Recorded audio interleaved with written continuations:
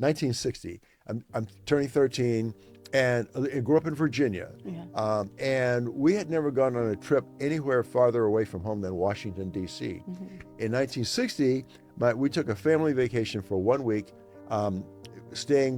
we drove up to New Jersey, up to the north, Yeah. where that segregation did not exist.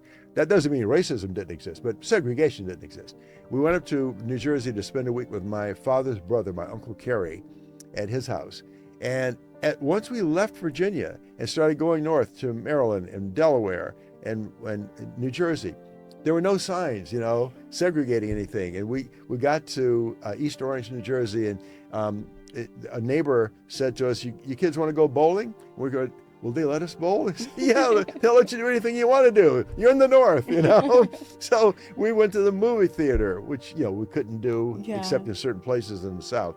We went to the bowling alley. We went to restaurants, and everything was just so different, so free, so open.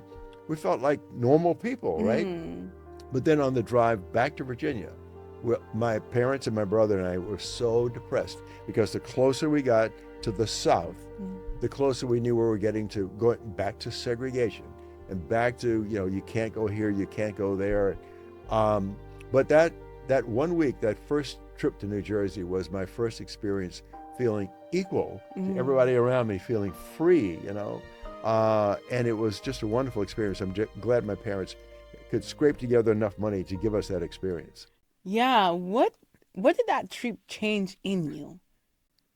That's a really good question, Lira. I don't know if I can cite, one specific thing or the most important thing it changed in me, but it did give me a view of what life could be, what my life could be like.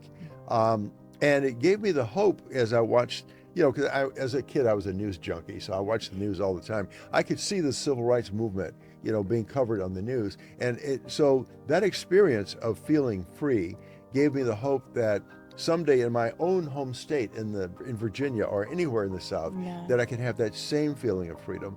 And then as I watched, the small incremental advances being made in the civil rights movement, and finally a civil rights bill is signed into law, and then a voting rights bill is signed into law, that experience I had back in New Jersey made me feel like I was ready to accept this new freedom that was coming my way.